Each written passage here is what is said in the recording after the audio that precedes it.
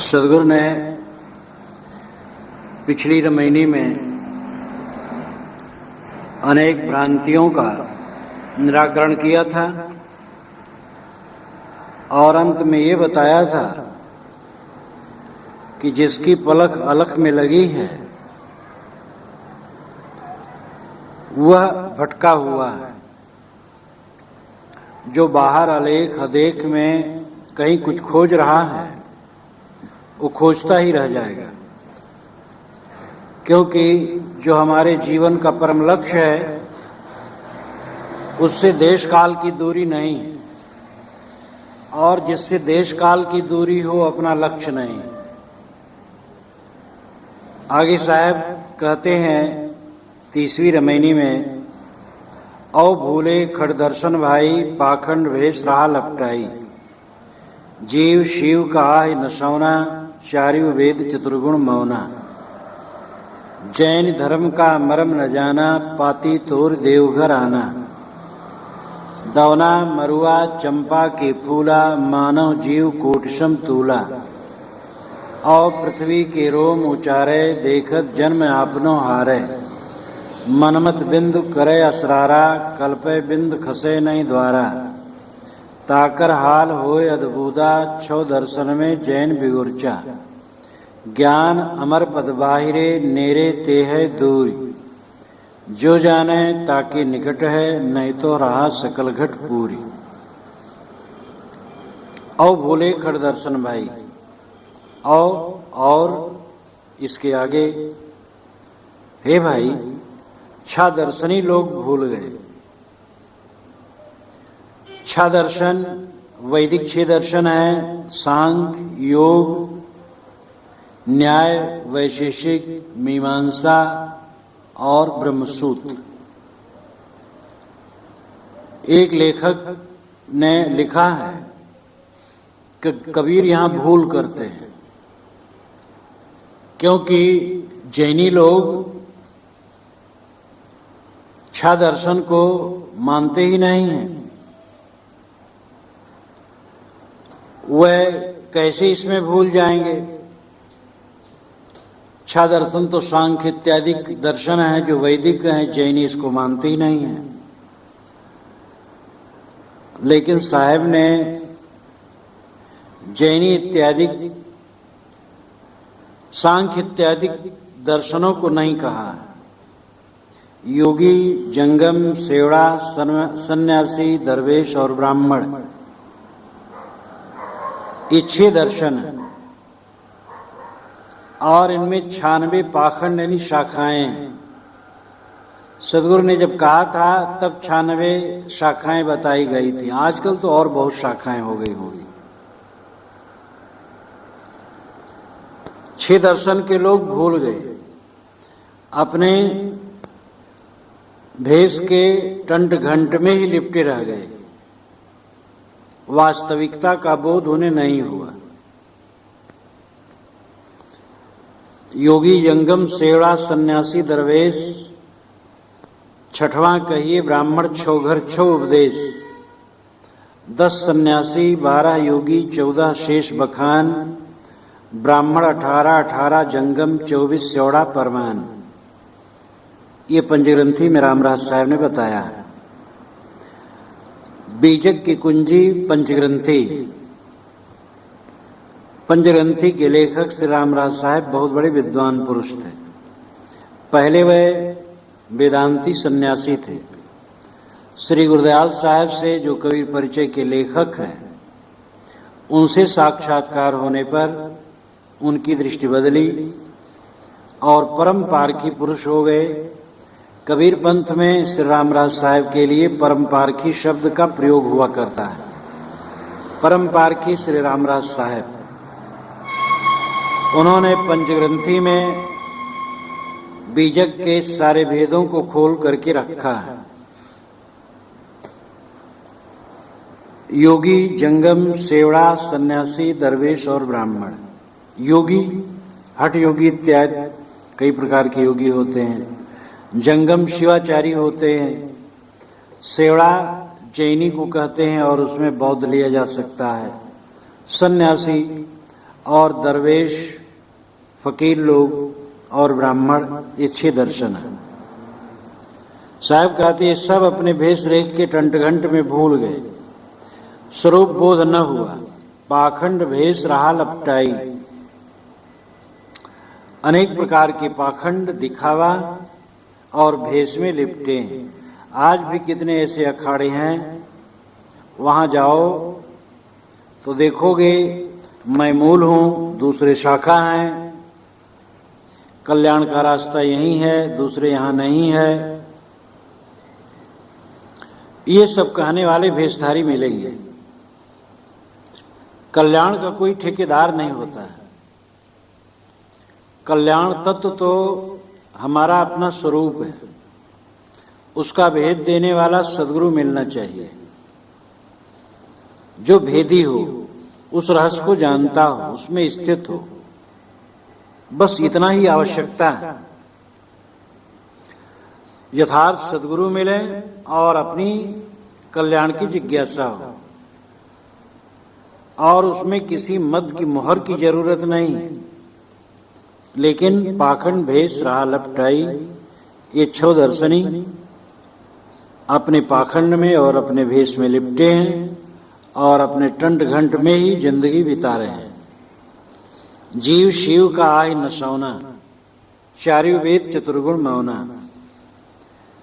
ये भेष का टंटघंट अहंकार कि हमारा संप्रदाय ईश्वरी है, हमारी किताब ईश्वरी है, हमारा महापुरुष ईश्वरी है, सत्य का बोध हमारे यहां भी मिल सकता है, दूसरे यहां नहीं मिल सकता है। ये अहंकार जीव के शिव का नसौना, जीव शिव का आय नसौना। जीव का शिव, शिव मतलब शिवत्व, कल्याण, जीव का कल्याण का नाशक है। जीव को हटा देने पर शिवत्व की घटना नहीं हो सकती, जीव में ही शिवत्व की घटना होती है। शिव का मतलब है कल्याण रूप। कल्याण का अभिप्राय है दुखहीनता। इस जीवन की सफलता है दुखहीनता, दुखी न हो। और एक अभ्यास है, बाहरी पदार्थों के संग्रह से दुखहीनता नहीं होती। बहुत मनुष्य मिल जाए, बहुत धन मिल जाए, ऊंचा पद मिल जाए तो दुखहीनता हो जाएगी, ऐसी बात नहीं। जब मन निर्मल होगा, मन के विकार छटेंगे और ये सब समय बोध होगा कि हमारा प्राप्तव्य हमारा अपना स्वरूप है, बाहर कुछ नहीं पाना है। जब बाहर का खटपट मिट जाता है कुछ पाने की और अपने आप में स्थित हो जाती है, तो यही शिवत्व का उद्घाटन है। लेकिन सांप्रदायिक भावनाओं में उलझ कर लोग बाहर खोजते हैं शिव को, कल्याण को। साहब कहते हैं जीव शिव का है नसौना, जीव के शिव का नसौना है, जीव के कल्याण का नाशक है बाहर भटकना। चार्यु वेद चतुर्गुण मौना, चारों वेदों का भी गुण यही है कि वे परमार्थ तत्व के लिए मौन है, नेत नेत कह करके चुप है। मुंडक उपनिषद में अंगिरा ऋषि ने समझाया है कि 2 विद्याएं हैं, एक अपरा विद्या है, एक परा विद्या है। अपरा विद्या सांसारिक है, परा विद्या परमार्थ है। ऋग्वेदो यजुर्वेद सामवेदो अथर्ववेद शिक्षा कल्पो व्याकरणम निरुक्तम छंदो ज्योतिषमिति, ये सब अपरा विद्या है। ऋग्वेद यजुर्वेद सामवेद अथर्ववेद शिक्षा कल्प व्याकरण निरुक्त छंद ज्योतिष, ये अपरा विद्या सांसारिक विद्याएं हैं। अतपरा यजा तदक्षरम अधिगम्यते,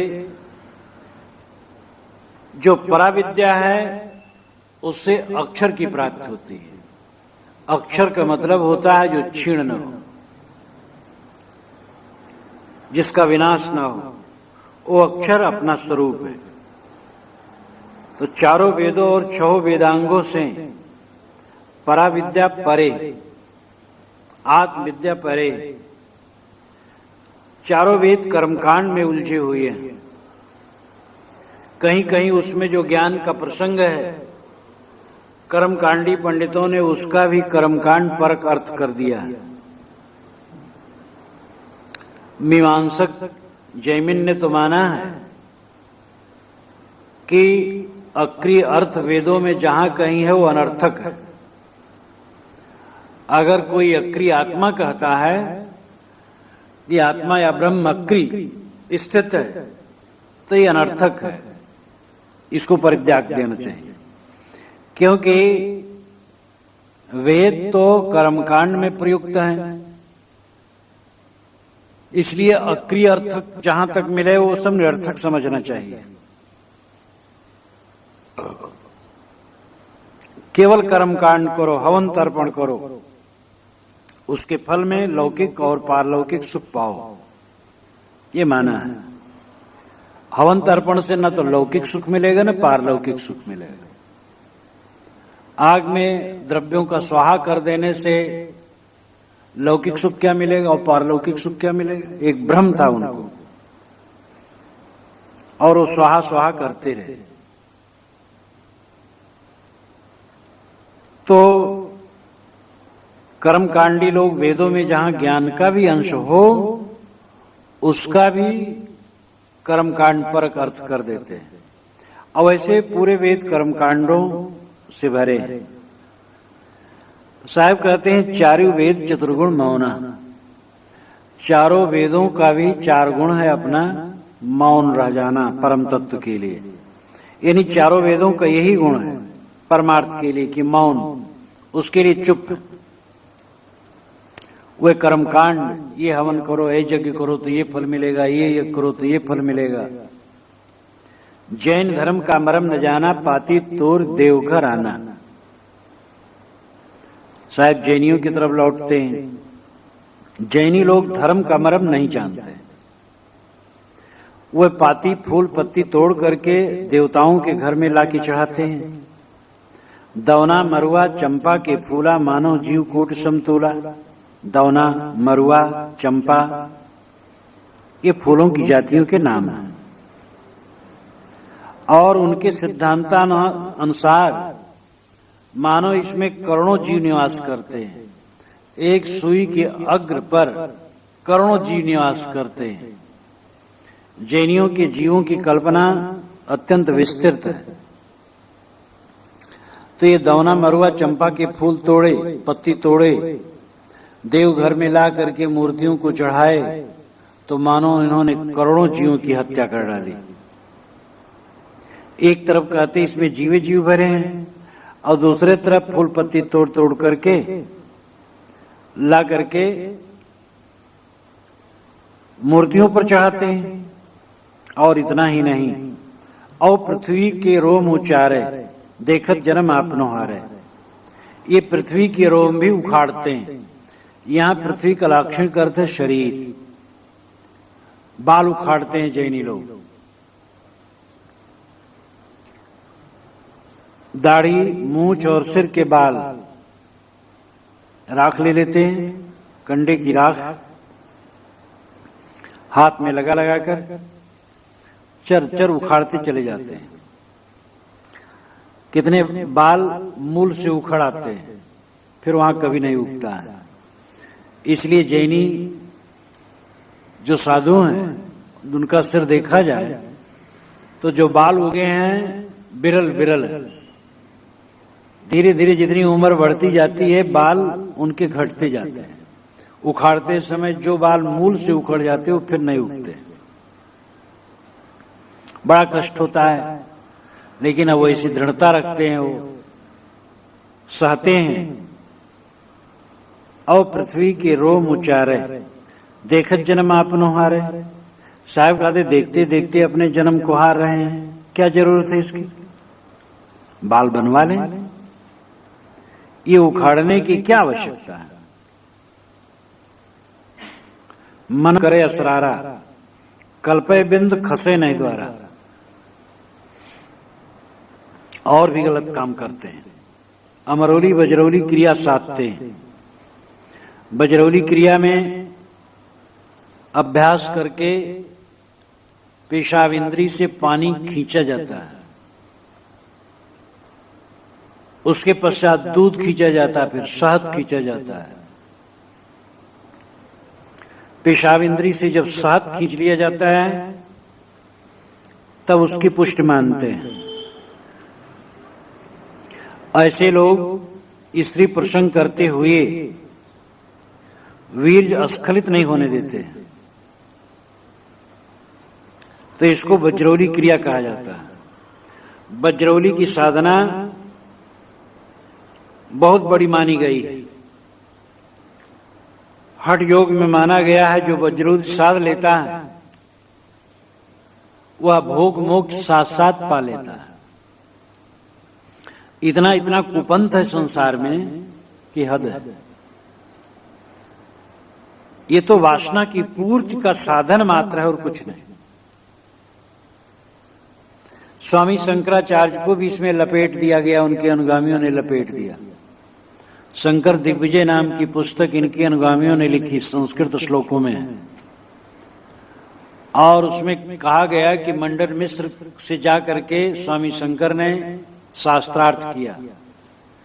मंडन मिश्र कर्मकांडी थे तो वे परास्त हो गए। तब उनकी पत्नी ने शुरू किया तो उसने काम पर प्रश्न कर दिया, स्वामी शंकर बाल ब्रह्मचारी क्या जाने काम, तो हार गए। उन्होंने कहा मैं उत्तर दूंगा। तो एक अमरूक नाम के राजा मर गए थे तत्काल और उनका शव रखा था। उनकी बहुत रानियां थी। वे चले और कहे कि मैं अमरूक के शरीर में प्रवेश करके रानियों के साथ काम कीड़ा करके सीख करके आऊंगा तब उत्तर दूंगा। शिष्यों ने कहा महाराज ये बड़ा गलत है। गोरखनाथ के गुरु मच्छंदरनाथ ये सब काम किए थे तो फंस गए थे। ये तो कहो गोरखनाथ समझा बुझा के ले आए। शंकराचार्य ने कहा तुम घबराओ मत, मेरा ऐसा नहीं होगा जैसे श्री कृष्ण महाराज सैकड़ों गोप वधुओं के साथ रथ करते हुए अच्युत, वैसे मैं किसी प्रकार च्युत नहीं होऊंगा।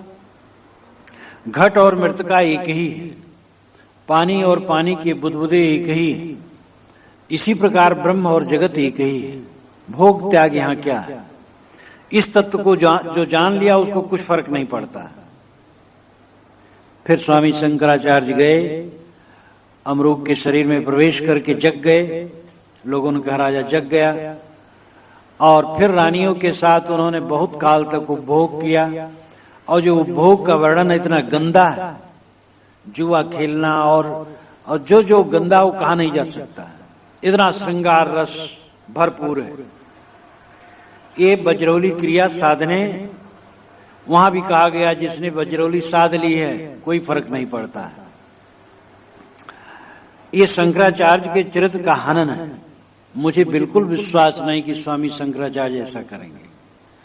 अब शास्त्रार्थ मुझसे किसी से बात हो और वो ज्ञान के विषय में हो तो अगला आदमी हार जाए, तब कहे अच्छा मैं ट्रांजिस्टर के विषय में प्रश्न करता हूं, ट्रांजिस्टर कैसे बनाया जाता है।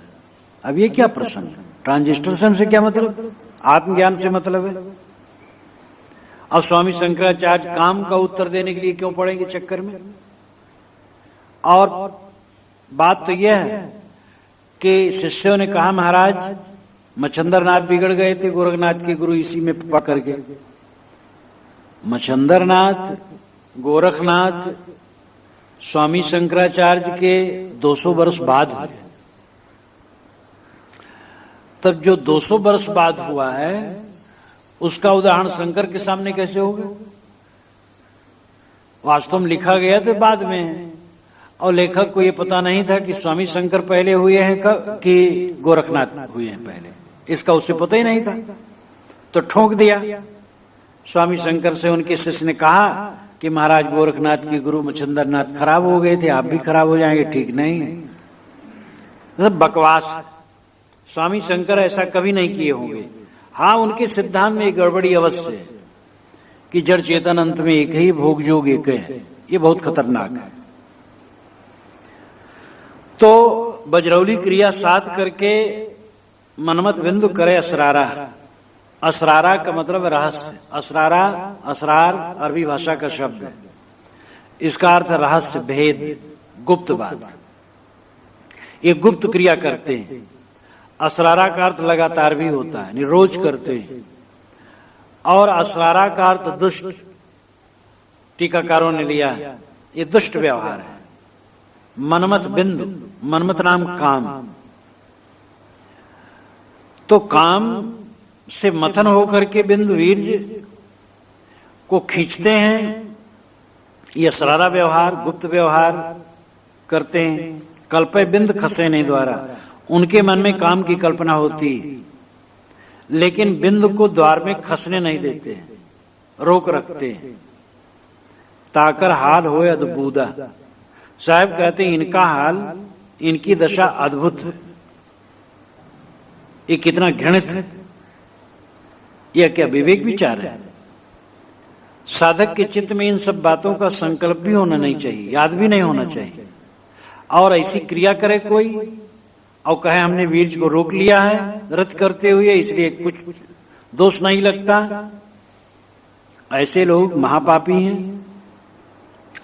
और वह योग के नाम पर भोग करना चाहते हैं और करते हैं, अपना भटकते हैं, दूसरे साधकों को भी भटकाते हैं। 6 दर्शन में जैन बिगुर्चा, साहब कहते 6 दर्शनियों में जैनी बहुत उलझे। यहीं पर एक लेखक ने लिखा है कि 6 दर्शन सांख्य, योग, न्याय, वैशेषिक, मीमांसा, ब्रह्मसूत्र, ये वैदिक है। जैनी लोग इसको मानते ही नहीं, तो उसमें उलझेगी क्यों? इसलिए कबीर यहां भूल करते हैं। कबीर नहीं भूल करते हैं, टीकाकार भूल करते हैं। योगी, जंगम, सेवड़ा, सन्यासी, दरवेश और ब्राह्मण, ये 6 दर्शन है। यहां सांख्य इत्यादि दर्शन नहीं। साहब कहते हैं 5 जो दर्शन है, जोगी, जंगम आदि, तो भूले ही हैं, लेकिन जो छठे जैनी है वह और भूले, वह और बिगुर्चा। बिगुर्चा कहते बिगुचना, उलझना, ये और उलझे, बाल उखाड़ना, ये सब क्रिया करना। इतना ही नहीं, पानी, ये कभी पानी, कच्चा पानी नहीं लेते, क्योंकि कच्चे पानी में तमाम जीव भरे, और पिएंगे तो सब जीव मर जाएंगे, पाप पड़ेगा। तो भक्त लोग खौला करके देते हैं, वो पीते हैं। तो भक्त लोग खौलाते तो भक्तों को पाप पड़ता है, उनको नहीं पड़ता। चौमासा निवास करते हैं महात्मा लोग, जैनी महात्मा, और वहां पर हर दिन पानी गर्मा गर्मा करके काफी उनके लिए रखा जाता है। और रोज भक्तों को कहना पड़ता है कि महाराज ये हम अपने लिए गरमाए, अगर कह दे आपके लिए गरमाए हैं तो नहीं लेंगे। तो एक टोटका है, रोज उनके लिए गरमाते हैं और रोज कहना पड़ता है उन्हें कि महाराज हम अपने लिए गरमाए। ये सब क्या है? उलझन। जो चीज है उसको सरलता से स्वीकारना चाहिए। बेकार की बातें करके एक दिखावा करना क्या फायदा है? इनके खान पान का चक्कर, दिगंबरियों को देखो तो जो भिक्षा के लिए चलते हैं और जो दिखावा उसमें हद है, श्वेतांबरियों में कम है। साहब कहते हैं 6 दर्शन में जैनी ज्यादा उलझे हुए हैं, यानी 5 दर्शन वाले तो उलझे ही हैं, जैनी ज्यादा उलझे। ज्ञान अमर पद बाहिरे नेरे तेह दूरी, जो जाने ताके निकट है, नहीं तो रहा सकल घट पूरी। ज्ञान अमर पद है, जो तुम्हारा अमर पद है वो ज्ञान स्वरूप है। यह ज्ञान अमर पद है, जो ज्ञान तत्व है वो नित्य सत्य। बाहिरे, ये सभी दर्शनों के बाहर है, सभी पाखंडों के बाहर है। नेरे ते है दूर, ये नियर है, निकट है, और दूर भी है। जो जाने ताके निकट है, जो समझ ले उसके निकट है। नहीं तो रहा सकल घटपूर, नहीं तो सब घट में पूर्ण होते हुए भी दूर है। समझ जाने बिना दूर जाने को नजदीक, देखो निरंतर में अपरोक्ष तस्दीक। श्री निर्मल साहब ने कहा है, जाने बिना दूर, न जानने से परम तत्व दूर है और जाने को नजदीक है। देखो निरंतर में अपरोक्ष तस्दीक, निरंतर में देखो, भीतर में देखो, स्वयं तुम हो। तो न जान करके दूर है, जान ले तो हाजिर हुजूर है। तुम स्वयं हो, जिसे तुम खोज रहे हो स्वयं हो, और उसको पाखंडों में उलझाओ मत, संप्रदायों के भ्रमों में उलझाओ मत। जिसको खोज रहे हो तुम खुद हो, यह दृष्टि अपनाओ। इस प्रकार साहब अंत में ये साखी कहते हैं, ज्ञान अमरपद बाहिरे नेरे ते है दूर। जो जाने ताके निकट है, नहीं तो रहा सकल घट पूरी।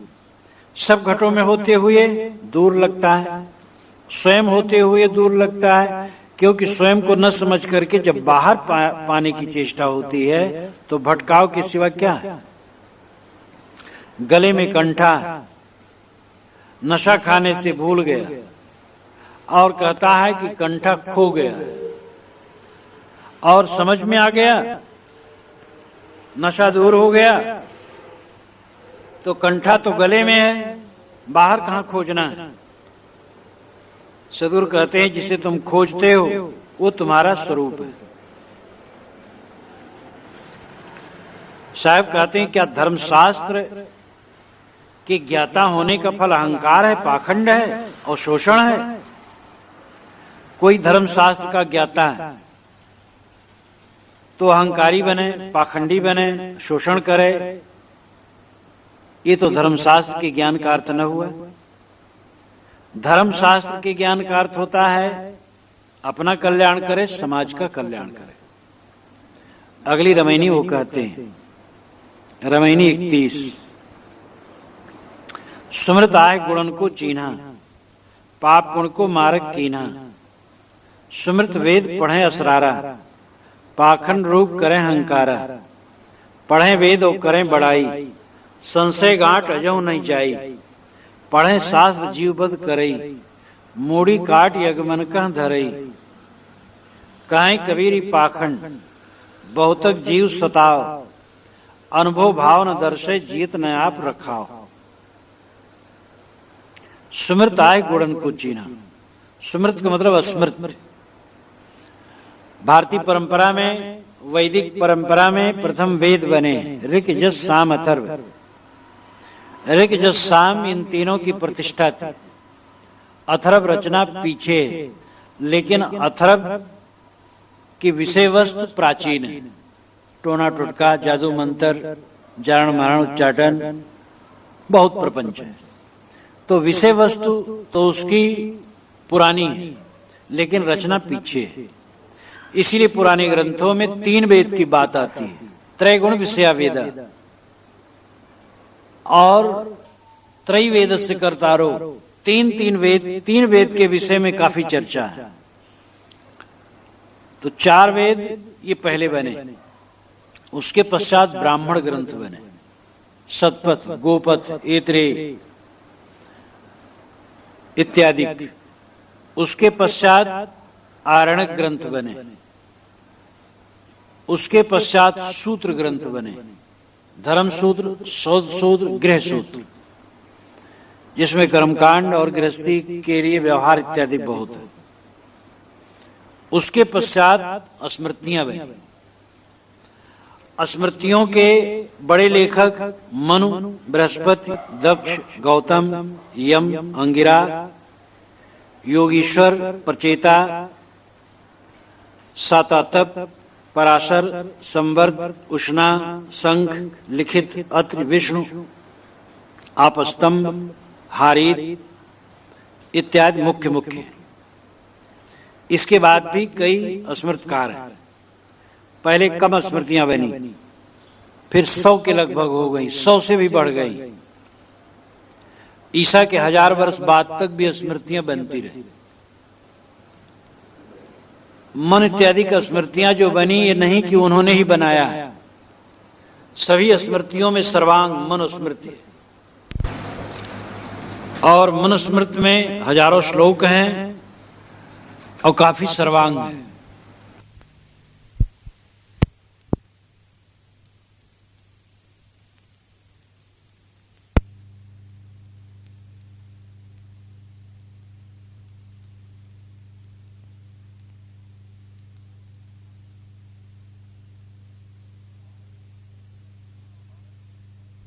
और ये ईसा के लगभग बनी, ईसा के 100 साल आगे पीछे लेकर। और मनु अगर हुए हैं तो शायद उस समय वेद भी नहीं बने होंगे, और पृथ्वी पर सभ्यता का ऊषा काल रहा होगा। वर्ण व्यवस्था उस समय नहीं रही होगी। पुराण मानता है कि मन और शत्रुपा से सृष्टि हुई। ब्रह्मा ने मन और शत्रुपा को अपने दोनों कंधों से पैदा किया और उनके संयोग से सृष्टि आरंभ हुई। तो मनु मानव का प्रथम रूप है। पहले मुर्गी है कि अंडा, कर्म है कि, इस न्याय से सब सदा से है। लेकिन इन बातों से ये लगता है काल में हुए हैं। जिस समय मन हुए हैं वर्ण व्यवस्था नहीं थी, जात पात की भावना नहीं थी। मनुस्मृति को पढ़ने से लगता है जात पात की भावना की इतनी घृणित बातें हैं कि हद है। शूद्र अच्छा कपड़ा न पहने, जूता न पहने, ब्राह्मणों का जूठन कूठन खा ले, फटा पुराना पहन ले। शूद्र के घर में जो धन है वो शूद्रों का नहीं, ब्राह्मण का है। ब्राह्मण यज्ञ करता है, धन की कमी हो गई तो शूद्रों के घर में से उठा लाए, कोई रोक नहीं सकता। शूद्र का नाम बढ़िया ना हो, युगुप्सित हो, घृणित हो, लतखोर, खुरबारा, गुहा, झाड़ू झग्गर, जिसे नाम सुनते ही जान जाए शूद्र। अगर ब्राह्मण ने गलती की है तो क्षम्य, क्षत्रिय ने गलती की है तो उसको दंड मिलना चाहिए। वैश्य ने किए और दंड, शूद्र ने किए और दंड। तो इस प्रकार इतना भेदभाव है कि मन से वो जोड़ा ही नहीं जा सकता है। मन तो जब हुए हैं जात पात की भावना नहीं थी, वर्ण व्यवस्था नहीं थी। और ये तो साफ है, सभी विद्वान मानते हैं कि मनु स्मृति की रचना ईसा के लगभग है। और मन बहुत पुरा काल में हुए, तो ये बड़े बड़े नाम जोड़ दिए गए, रचनाकारों ने जोड़ दिया। मनुस्मृति का लेखक निश्चित ही बहुत विद्वान था और मर्मज्ञ था। इसलिए जितनी स्मृतियां हैं उनमें मनुस्मृति शीर्ष स्थान पर है। बहुत सुंदर भी और सर्वांग संपन्न, लेकिन जात पात संबंधी बातों को लेकर के और कई न्याय कानून को लेकर के बड़ी कमी है और क्रूरता भी। साहब कहते हैं कि सुमृत आय गुणन को चीना, स्मृतियों ने गुणों को पहचाना। अस्मृतकार ये अहंकार करते हैं कि हम गुणों को पहचानते हैं। ब्राह्मण, क्षत्रिय, वैश्य, शूद्र का विभाग किया गया तो गुण जान के किया गया। गात्रा ब्राह्मण मसृजत त्रिष्टुभा राजन्यम जगत्या वैश्यम न केन चिच्छन्दसा शूद्र मित्र संस्कार्यो विज्ञायते। वशिष्ठ स्मृति में कहा गया है कि ब्राह्मण की रचना गायत्री से हुई, क्षत्रिय की रचना त्रिष्टुभ से हुई, वैश्यों की रचना जगती से हुई। जगती, बृहति, पंक्ति, गायत्री वैदिक छंद है। तो इस प्रकार छंदों से रचना हुई है। विधाता ने ब्राह्मणों की रचना गायत्री से की, त्रिष्टुप से क्षत्रियों की और जगती से वैश्यों की। लेकिन शूद्र की रचना किसी छंद से नहीं की, इसलिए शूद्र वेदों का अधिकारी नहीं है। अब ये ज्ञान के धनी लोगों से पूछना चाहिए कि रचना माँ बाप से होती है कि छंद से होती है। इतना भी न जानना और दुनिया की आंख में धूल झोंकना बेकार की बात। स्मृतियों ने बहुत बातें अच्छी अच्छी कही, ठीक है, लेकिन शूद्र कहे जाने वाले लोगों के लिए उन्होंने न्याय नहीं किया और स्त्रियों के लिए भी न्याय नहीं किया। वेद शूद्र और स्त्री नहीं पढ़ सकते, शूद्र नहीं पढ़ सकते, नहीं पढ़ सकते, स्त्री भी नहीं पढ़ सकती। तिवारी पढ़ सकते हैं, त्युराइन नहीं पढ़ सकती। शुक्ल पढ़ सकते हैं वेद, शुक्लाइन नहीं पढ़ सकती। आधी मुर्गी काट के खा जाना चाहते हैं और आधी मुर्गी अंडा देगी। कितना दुर्भाग्य। जिसका धर्मशास्त्र कोई पढ़े कोई न पढ़े, वो कहां गुणों को समझा है, पाप पुण्य को भी क्या समझे।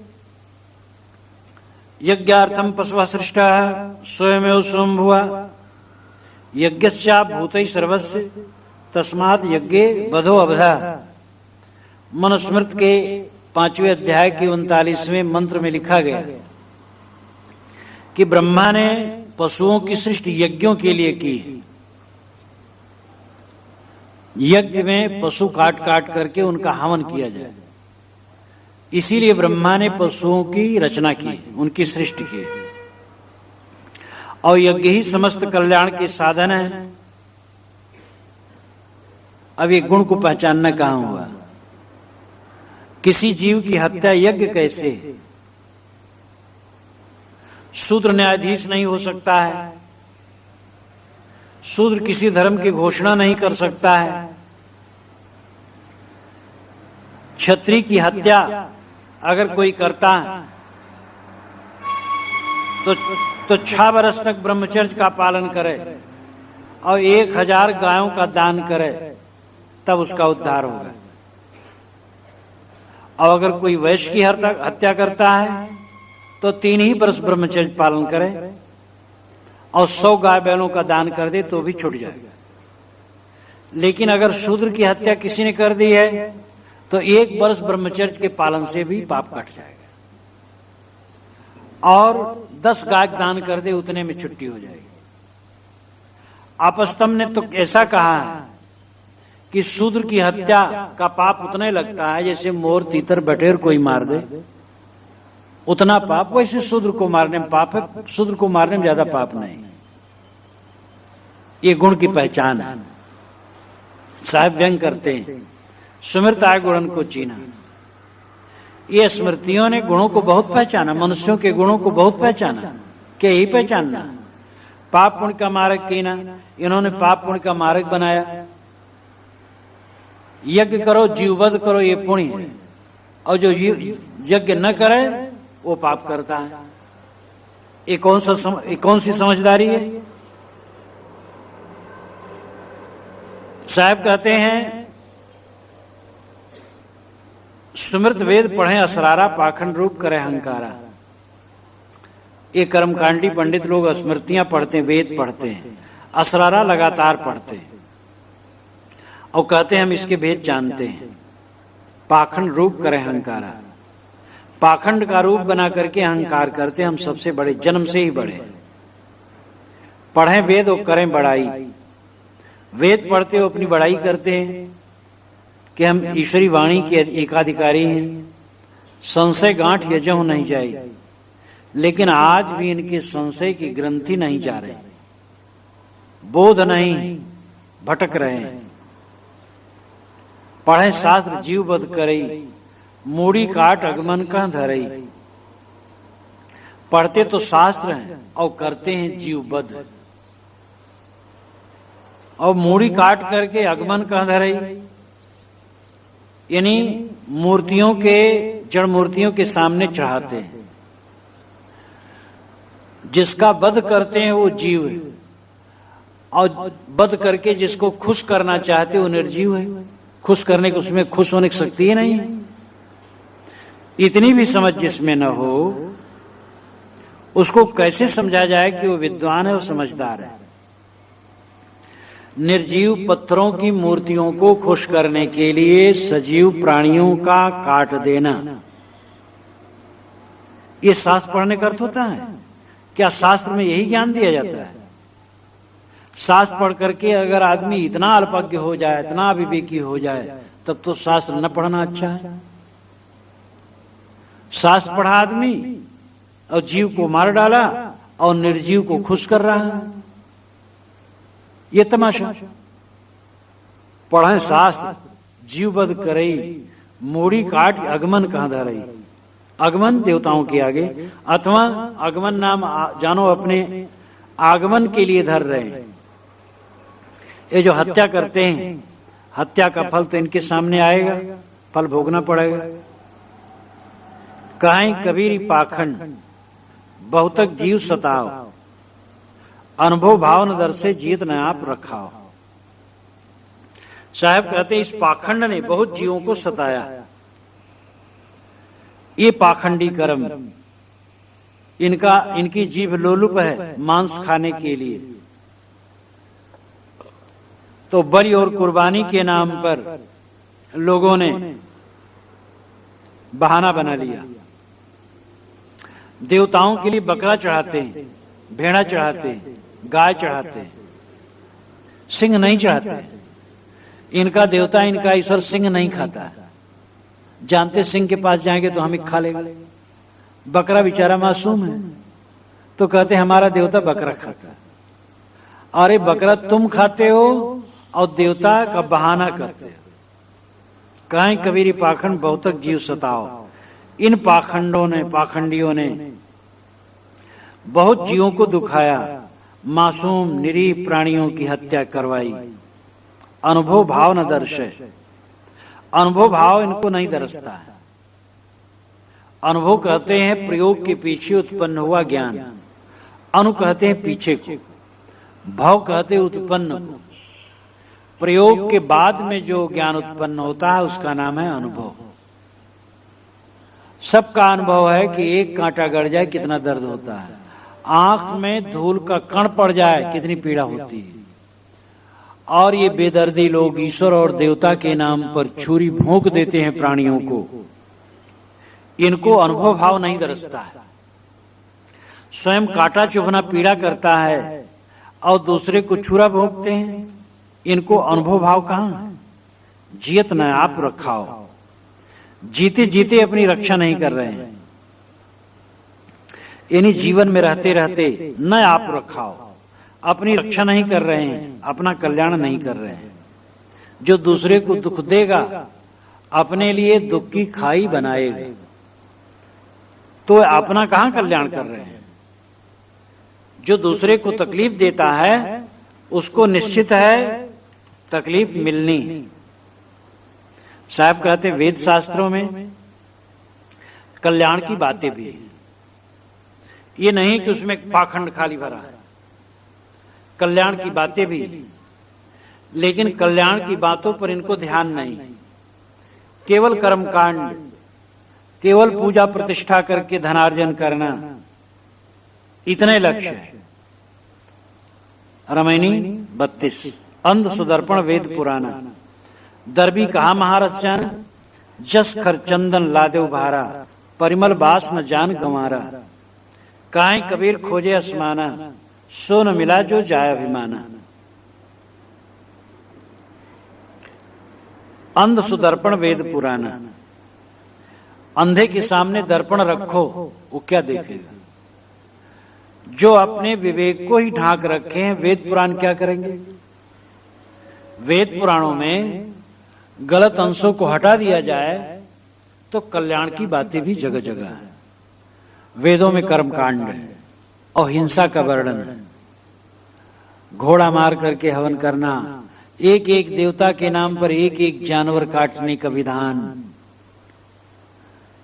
ये सब प्रपंच है, लेकिन उसी में ज्ञान का विषय है। द्वा सुपर्णा सजा सखाया समानम वृक्षम परिषद सजाते तयोरन्य पिपलम स्वादवक्तन नस्नन नन्यो अविचाक्षी, ये वेद का मंत्र है।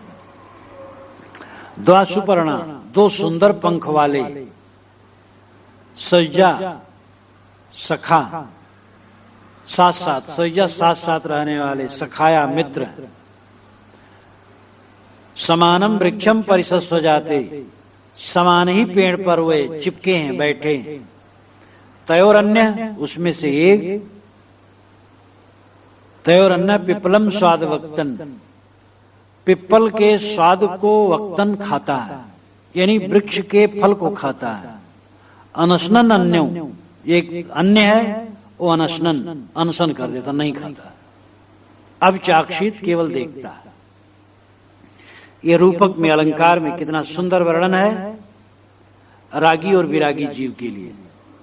दो पक्षी हैं सुंदर पंख वाले, मित्र हैं, साथ साथ रहते हैं, एक ही समान पेड़ पर रहते हैं। एक फल खाता और दुखी रहता है, और एक फल नहीं खाता, केवल साक्षी रहता है। रागी जीव, त्यागी जीव, दो जीव हैं, और दोनों समान हैं, मित्र हैं, एक ही प्रकार शरीर में रहते हैं। रागी जीव भी और त्यागी जीव भी, दोनों के शरीर एक समान है। रागी जीव इंद्रियों के भोगों में उलझा है, त्यागी जीव केवल दृष्टा है, इसलिए दुखों से मुक्त है। समाने वृक्षे पुरुषो निमग्नो अनिशया सोचत मुह्यमान जुष्टम यदा पश्यतनमी समस्य महिमानमित वीत शोक। जो भोगों में उलझा वो अनीश है, असमर्थ है, निमग्न है, मोह माया में डूबा। समाने वृक्षे पुरुषो निमग्नो अनिशया सोचति, इसलिए चिंतातुर है, मुह्यमाना विमोहित है। समाने वृक्षे पुरुषो निमग्नो अनिशया सोचत मुह्यमाना जुष्टम यदा पश्यतनमी समस्त महिमान विद्वित शोक। लेकिन एक दूसरा है जुष्टम, जुष्टम नाम प्रसन्न है, महिमान्वित है, अपनी महिमा में, अपनी गरिमा में प्रतिष्ठित है, अपनी महिमा में प्रतिष्ठित है। जुष्टम यानी प्रसन्न है, महिमान्वित है, अपनी महिमा में, अपनी गरिमा में स्थित है। और दूसरा जीव जब देख लेता है कि मेरे समान ये भी है और मैं दुखी हूं, ये प्रसन्न है, क्या कारण है, तब समझ में आ जाता है कि मैं भोग रहा हूं इसलिए दुखी हूं, और ये भोगों का त्यागी इसलिए प्रसन्न है। तो वो भी वैसे हो जाता है और वो भी कृतार्थ हो जाता है। ये कितना बढ़िया उदाहरण है। और अगर कहा जाए इतने ही में सारा वेद शास्त्र है, तो वेदों में ज्ञान की बातें हैं, पुराणों में भी ज्ञान की बातें हैं, लेकिन अंधे के सामने दर्पण, वेद पुराण क्या करें? जब स्वयं विवेक नष्ट है तो वेद पुराण से क्या लेंगे? दर्वी कहा महारस जाना, दर्वी कहते करछुली को। करछुली अनेक व्यंजनों में घूमती है, लेकिन वो रस क्या जाने। तैसे बहुत शास्त्र पढ़ते हैं और रहते हैं जहां के तहां। भागवत कथा कहते कहते उम्र बीत गई, तमाकू पान नहीं छूटा, तो क्या हुआ? जस खर चंदन लादेव भारा, परिमल बास न जानू गंवारा। जैसे गधा चंदन का बोझा लादता है, लेकिन वो गंवार, वो मूर्ख परिमल बास चंदन की सुगंधी को नहीं जानता, केवल बोझा लादे घूमता है। ऐसे कितने शास्त्रों को पढ़ते हैं, शास्त्रों को का बोझा लादे घूमते हैं, लेकिन शास्त्रों का आचरण नहीं, शास्त्रों के ज्ञानों का आचरण नहीं। काहे कबीर खोजे असमाना, सो न मिला जो जाय अभिमाना। साहब कहते लोग आसमान में खोजते हैं, भगवान परमात्मा मोक्ष कल्याण आकाश में। सो न मिला जो जाय अभिमाना, वह नहीं मिला जिससे इनका अभिमान दूर हो।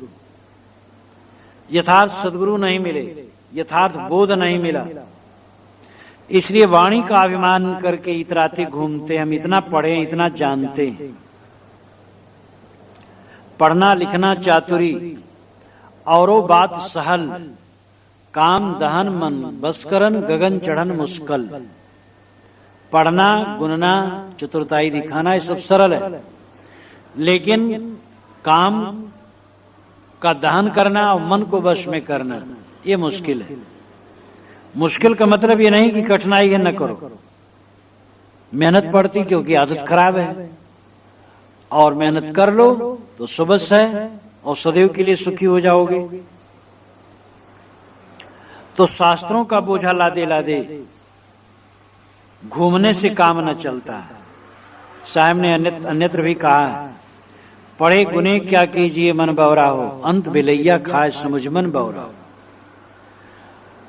सुगा को बहुत पढ़ाया गया और वो रटता है, लेकिन अंत में बिल्ली पा जाए तो खा लेती। तो ऐसे माया के पंजे में पिस गए तो पढ़ने लिखने से क्या हुआ? 3 प्रकार के विद्वान होते हैं, छंदोविद, वेदविद और वेद्यविद। छंदोविद वह है जो वेद के छंदों के अंग उपांगों को जानता है और स्वर सहित उसका पाठ करता है और कंठ करता है, उस छंदोविद है।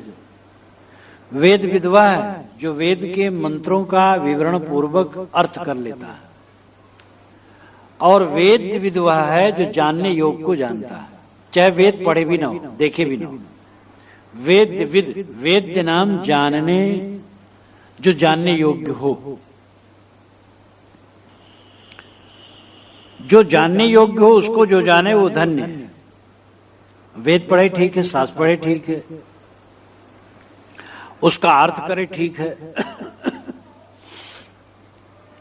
लेकिन जीवन में जो जानने योग्य है उसको न जाने, सब पढ़ना बेकार है।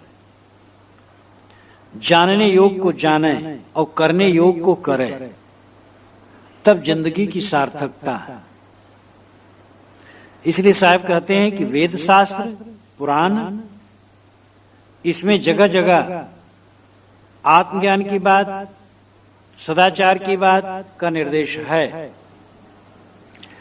लेकिन पहली बात तो कर्मकांडों और प्रपंचों से इतना वो दबा हुआ है कि उस पर लोगों की दृष्टि नहीं जाती, और पढ़ने वालों की भी रुचि है कर्मकांड में, महिमा में, मिथ्या महिमा में, ज्ञान और रहनी पर है नहीं, इसलिए उसका वे मनन चिंतन भी नहीं करना चाहते, आचरण भी नहीं करना चाहते। तो साहब कहते वैसे ही है, अंधे के समान दर्पण बेकार है, और करचुली का नाना व्यंजनों में चलने से क्या हुआ? वो रस कुछ नहीं जानती। गधा चंदन लाता है लेकिन सुगंधी का अर्थ नहीं समझता। इसी प्रकार वेद शास्त्र सब पढ़ते हैं और अर्थ करते हैं, प्रवचन करते हैं, लेकिन जिंदगी की स्थिति ऐसी है कि गिरी हुई। बड़े आलिम फाजिल हैं, मगर विषयों के बस होकर उसी रास्ते से आ निकले जिधर नादान घिसता है। बड़े आलिम फाजिल हैं। आलिम फाजिल का मतलब विद्वान। फाजिल का अर्थ अधिक भी होता है, अतिरिक्त, ज्यादा, और फाजिल का अर्थ ज्ञानी भी होता है। बड़े आलिम और फाजिल हैं, बड़े विद्वान हैं, लेकिन विषयों के बस होकर उसी रास्ते से आ निकले जिधर नादान घिसता। एक अज्ञानी आदमी जिधर घिस रहा है उधर वो भी घिस रहे हैं, तो ये ज्ञान क्या करेगा?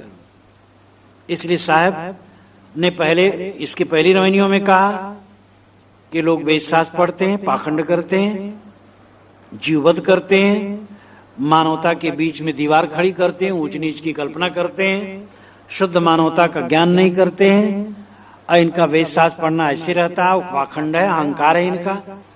तब प्रश्न हो सकता है क्या वेद शास्त्र बेकार है? साहब कहते बेकार नहीं, उनमें भी सार तत्व जगह जगह है, लेकिन बस वही है, अंधे को दर्पण दिया गया वो देखता नहीं है। पढ़ते पढ़ते भी लोग नहीं समझते। करछुली व्यंजनों में चलती लेकिन रस नहीं जानती, गधा चंदन लाता है सुगंधी नहीं जानता, तो ऐसे पढ़ करके भी आचरण नहीं करते हैं। उनकी दशा यही है, अगर ग्रहण करें तो उसमें भी जगह जगह बातें हैं।